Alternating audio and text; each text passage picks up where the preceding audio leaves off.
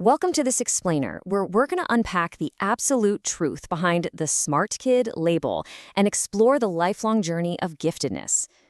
We so often view giftedness as this golden ticket, right? Like it's an unearned advantage that just makes life a total breeze. But the actual data, the psychology, and the lived experiences of these individuals, they tell a completely different and honestly sometimes heartbreaking story. Understanding this isn't just about helping smart kids get better grades. It's about saving an entire neurodivergent population from severe burnout, isolation, and depression. So today, we're going to look at the real architecture of the gifted mind. So, what does it actually mean to be gifted? Let's challenge the common assumption that it just means having a super high IQ or bringing home easy A's. For the longest time, the traditional education system looked at gifted children and just assumed they'd be completely fine on their own. Society carries this baked-in assumption that smart equals easy. Like, if you're smart, everything must just come naturally to you. But the reality is that giftedness isn't just about your academic output, or perfect test scores, or performing like some well-oiled machine. It's a fundamentally different way of processing the entire world around you. Listen to how one gifted youth actually described their reality. They said people thought they were a deviant creature and hell child. They went on to say the experience is almost like falling down the rabbit hole. It's strange, wonderful, and unique, but it's also incredibly chaotic. Many gifted individuals face intense conflicts with their teachers really early on, and this actually sometimes leads to misdiagnoses of ADHD or autism spectrum conditions simply because educators and peers are trying to fix them rather than figure them out. It's an intensely overwhelming internal experience that rarely matches the calm, collected exterior that society expects. Okay, so here is our roadmap for this explainer. We're going to cover 1. The myth of giftedness. 2. Asynchronous development. 3. The burden of expectation. 4. Strategies for support. And finally, 5. When gifted kids grow up. Let's jump straight into section 1, the myth of giftedness. We really need to start by shattering the monolith of the smart kid and looking at the profoundly different ways giftedness actually presents itself out there in the real world. When we break down the actual profiles of giftedness, it's wild, because only one of the 6 types fits the traditional straight-A student stereotype. That's the successful type, the eager pleaser who figures out how to play the system. But the vast majority, they do not look like perfect students at all. Take the challenging type, who might constantly argue with the teacher over perceived flaws in the curriculum. Then there's the underground type, a student who intentionally hides their test scores or literally dumbs down their answers just so they don't get bullied or stand out socially. The dropout type is often angry, completely disconnected, and cynical because the system failed to engage them early on. You also have the double label type, who is dealing with learning disabilities like severe dyslexia right alongside their high intelligence, which masks their true potential.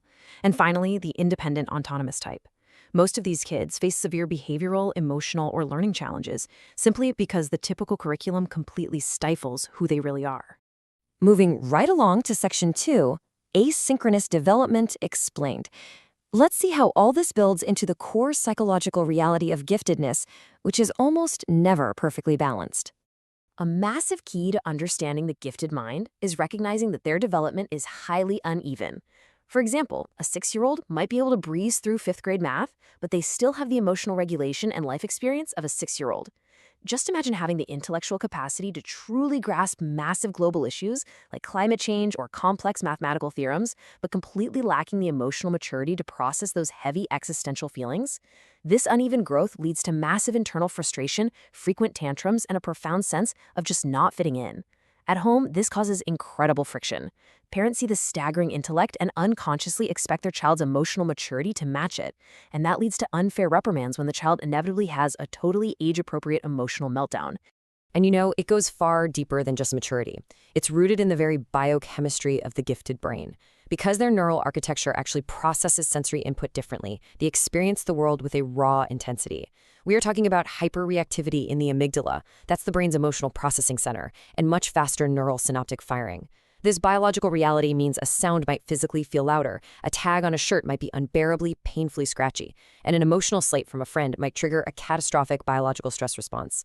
They are, quite literally, neurologically atypical.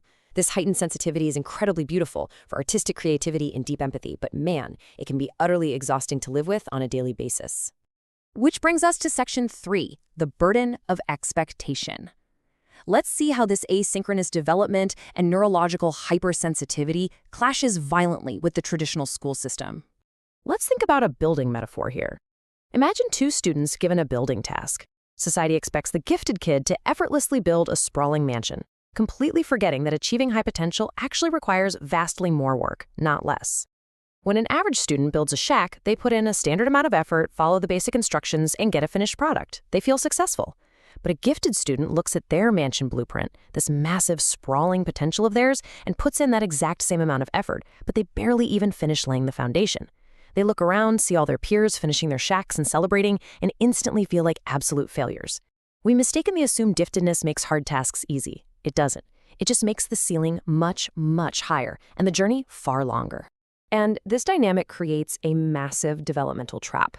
Because everything was so easy early on, they never grinded the low-level experience points required to build basic study habits.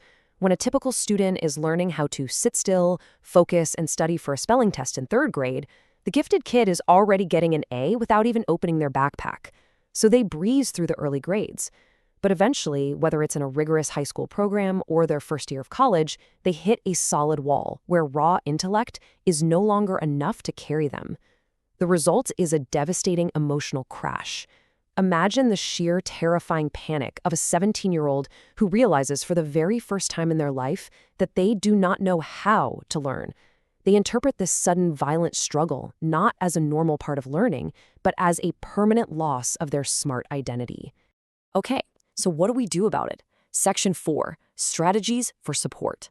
Let's dive in and see exactly how educators and parents can intervene to prevent this catastrophic burnout and properly support these special needs students. Because yes, gifted kids are special needs kids. By utilizing frameworks like universal design for learning, we can increase the depth of the material rather than just piling on the volume. You don't just give a gifted kid more of the same easy worksheets. That is absolute torture. Instead, you use curriculum compacting to let them skip what they've clearly already mastered. For families, this means actively advocating for flexible pacing at school, sitting down with administrators to ensure your child isn't held back by arbitrary age-based grade levels. For educators, a highly practical tool is advanced questioning. When you're teaching a standard history lesson, ask the gifted student to analyze the geopolitical motives rather than just memorizing the dates. By keeping students engaged in their true zone of proximal development and connecting them with mentors who share their intense interests, we validate their actual intellectual needs. Here is a wild truth. Boredom breeds severe dysfunction. Why do so many gifted kids get absolutely addicted to video games? Because the challenge scales perfectly to their rapidly adapting ability. If they beat level 1, they're instantly transported to level 2. But the traditional school system, it often forces them to replay level 1 for an entire academic year. Now, if a gifted student is failing or acting out in class, the immediate adult instinct is usually to slow down, ease the pressure, and make things easier. The research shows this is the worst possible move. We must mirror that escalating challenge of a video game in the real world. You need to speed up. When they act out, it means they are starving for stimulation, so challenge them more, not less. Finally, Section 5, When Gifted Kids Grow Up. Let's examine what happens when these burdened, asynchronous kids turn into adults and the structured world of school disappears completely. Let's look at the stark reality of adulthood for these individuals. Highly intelligent adults are nearly 3 times more likely to suffer from depression. 26% of Mensa candidates report severe mood disorders compared to just 9% of the general population. They possess this heavy, unrelenting awareness of everything wrong in the world, combined with that hyper-reactive neurological system we discussed earlier. Furthermore, they are often entirely paralyzed by the massive shame gap between their childhood potential and their actual present-day achievements. This shame creates an immense, suffocating imposter syndrome. Our sources highlighted a story of a 40-year-old adult who had practiced writing privately for 13 long years, but staunchly refused to publish a single word. Why? Because formerly gifted adults actively avoid taking real risks. If your entire identity since you were 5 years old is wrapped up in being the smart one, going all in on a project and failing would completely shatter your core identity. It's much safer for the ego to never truly try, allowing you to maintain the comfortable illusion of your untapped potential. Contrast that paralysis with a gifted adult who learns to pivot. A successful gifted adult is one who redefines their identity around resilience, viewing a failed startup or a rejected manuscript not as an indictment of their intelligence, but as valuable data. Success for a gifted adult requires trading the fragile armor of being a genius for the messy vulnerability of actually trying. To overcome this deep-seated paralysis, we can look at a profound concept found in Eastern philosophy known as karma yoga. This mindset shift requires separating our fragile ego from our final results. You are only entitled to the labor of writing the book, building the project, or starting the business. You are never entitled to the fruit of that labor, its ultimate success or failure in the market. By detaching from the outcome, gifted adults can finally let go of that suffocating lifelong expectation to be a flawless genius. The ultimate liberation for the gifted mind is a mindset shift toward living a life without regrets. Accepting that you cannot predict or control the future allows you to find immense peace in simply doing the daily work. You don't have to build the perfect mansion right this second, you just have to put in an honest day's effort. If you give a project your absolute all and it still fails, it's actually incredibly freeing. It frees you because you know with total certainty that you control the only part of the complex equation you actually had any real power over, your own personal effort. So, I'm going to leave you with this provocative thought to take away from our explainer today. How much could you actually accomplish if you stopped worrying about building the perfect mansion, dropped the heavy, lifelong burden of being gifted, and just started laying the bricks? Thank you so much for watching and keep learning. This video was produced with Notebook LM, drawing from key academic insights and personal stories to reveal the emotional reality behind the gifted label. You can find the full source list in the description below.